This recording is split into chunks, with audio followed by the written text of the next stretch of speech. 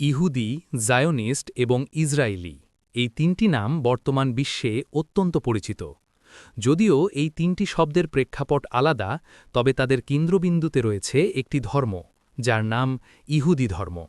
এই ধর্মের ইতিহাস প্রায় ৪,০০০ বছরের এক দীর্ঘ আখ্যান, যা শুরু হয়েছিল এক মহান পুরুষ হজরত ইব্রাহিম আলাইহিসসালামের হাত ধরে। মুসলিম এবং ইহুদি উভয় জাতি তাকে তাদের জাতির পিতা বলে গণ্য করে। হজরত ইব্রাহিমের দুই পুত্র ছিলেন, হজরত ইসমাইল এবং হজরত ইসহাক আলাইহিসসালাম। মহান আল্লাহ এই দুই পুত্রের বংশধারা থেকেই পৃথিবীতে একত্ববাদের প্রসার ঘটান।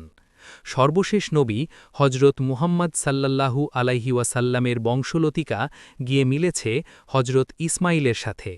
অন্যদিকে হজরত ইসহাকের পুত্র হজরত ইয়াকুব আলাইহিসসালামের মাধ্যমেই শুরু হয় বনি ইসরাইল বা ইহুদি জাতির পথচলা। মূলত ইহুদি ধর্ম এবং ইহুদি বংশ আলাদা বিষয়। আপনি চাইলেই ইহুদি ধর্মের অনুসারী হতে পারেন, কিন্তু চাইলেই ইহুদি বংশের উত্তরাধিকারী হতে পারবেন না।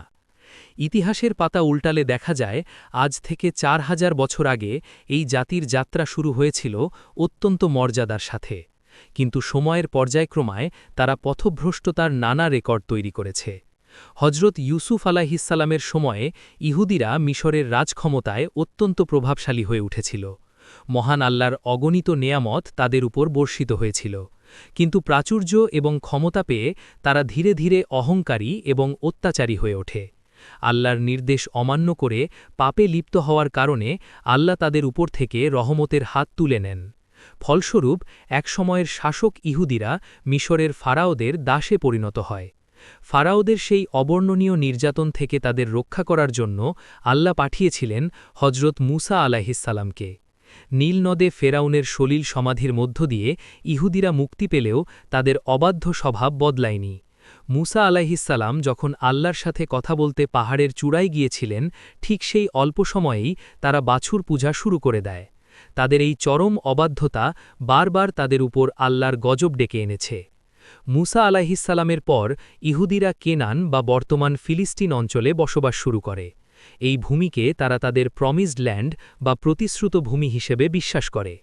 দাউদ আলাইহিসসালাম এবং সোলাইমান আলাইহিসসালামের রাজত্বকালে ইহুদিরা পৃথিবীর বুকে তাদের স্বর্ণযুগ পার করে।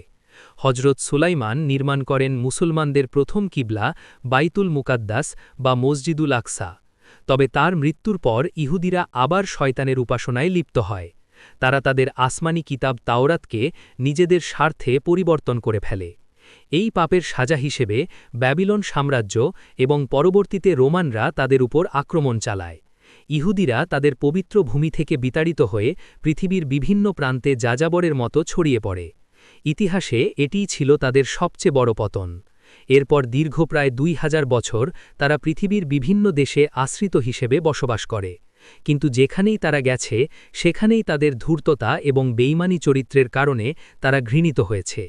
আরবের মদিনা থেকে শুরু করে ইউরোপের বিভিন্ন দেশে সব জায়গা থেকেই তারা বারবার বিতাড়িত হয়েছে। ইহুদিরা যাযাবর জীবনেও একটি বিষয় বুঝতে পেরেছিল যে টিকে থাকতে হলে অর্থ ও শিক্ষায় শ্রেষ্ঠ হতে হবে। তারা আধুনিক ব্যাংকিং ব্যবস্থার ভিত্তি হিসেবে সুদ-ভিত্তিক লেনদেন শুরু করে এবং শিক্ষা ও গবেষণায় নিজেদের উজাড় করে দেয়।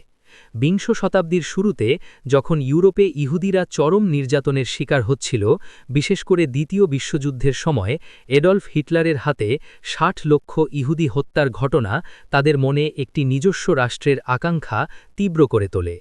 থিওডোর হার্জেলের নেতৃত্বে শুরু হয় জায়োনিজম আন্দোলন। ১৯১৭ সালের বেলফোর ঘোষণার মাধ্যমে এবং ব্রিটিশদের ষড়যন্ত্রে ফিলিস্তিনের মাটিতে ইহুদিদের জন্য আলাদা বাসভূমি তৈরির চক্রান্ত শুরু হয়। প্রথম বিশ্বযুদ্ধের সময় ব্রিটিশদের চরম অস্ত্র সংকটে এক ইহুদি বিজ্ঞানী চাইম ওয়াইজম্যানের আবিষ্কৃত রাসায়নিক পদার্থ তাদের জয়ী হতে সাহায্য করে। পুরস্কার হিসেবে তিনি ব্রিটিশদের কাছে ফিলিস্তিনের দখল চান। এভাবেই ১৯৪৮ সালে আমেরিকা ও জাতিসংঘের মদদে জোরপূর্বক প্রতিষ্ঠিত হয় ইসরায়েল রাষ্ট্র।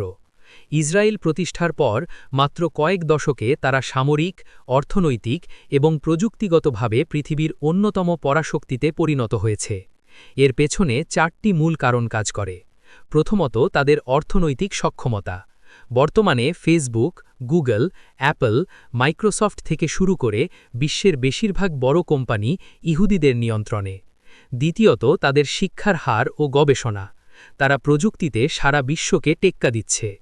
তৃতীয়ত, আমেরিকার নিঃস্বার্থ সমর্থন। বর্তমান পরিস্থিতি এমন যে খোদ আমেরিকাই যেন ইসরায়েলের হাতের পুতুলে পরিণত হয়েছে। চতুর্থ কারণটি হল বাইতুল মুকাদ্দেসের ভৌগোলিক ও ধর্মীয় গুরুত্ব। ইতিহাসে দেখা গেছে, যার হাতে বাইতুল মুকাদ্দেসের চাবিকাঠি থাকে সেই পৃথিবী শাসন করে। বর্তমানে ইসরায়েল ফিলিস্তিনের বেশিরভাগ অঞ্চল দখল করে নিলেও তারা পুরোপুরি তা দখল করছে না, কারণ তারা ফিলিস্তিনিদের উপর তাদের নতুন নতুন মারণাস্ত্রের পরীক্ষা চালায়।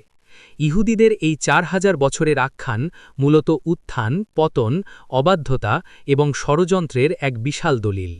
তারা বিশ্বাস করে তাদের একজন মসিহা বা ত্রাতা আসবে, যাকে মুসলিমরা দাজ্জাল হিসেবে চেনে। তারা সেই দাজ্জালের রাজত্ব কায়েমের অপেক্ষায় সারা বিশ্বে শয়তানি চক্রান্তের জাল বিস্তার করছে। পবিত্র ভূমিতে তারা আজ যে রক্তপাত ঘটাচ্ছে তা কেবল একখণ্ড জমির জন্য নয়, বরং বিশ্বজুড়ে এক ভয়াবহ অন্ধকার রাজত্ব প্রতিষ্ঠার অংশ। মানব সভ্যতার ইতিহাসে এই জাতির মতো সুবিধাবাদী ও ধূর্ত জাতি দ্বিতীয়টি আর নেই। ইতিহাসের শিক্ষা বলে, প্রতিটি অত্যাচারী শক্তিরই একদিন পতন ঘটে। ইহুদিদের এই বর্তমান দম্ভ এবং ফিলিস্তিনিদের উপর তাদের জুলুম একদিন তাদের চূড়ান্ত পতনের কারণ হবে। ৪,০০০ বছরের দীর্ঘ ইতিহাসে তারা বারবার ধ্বংস হয়েছে এবং আবারও তাদের এই অবাধ্যতা তাদের ধ্বংসের দিকেই নিয়ে যাচ্ছে। এই ইতিহাস কেবল একটি জাতির বেঁচে থাকার গল্প নয়, এটি হল সত্য ও মিথ্যার চিরন্তন লড়াইয়ের এক জ্বলজ্বন্ত উদাহরণ।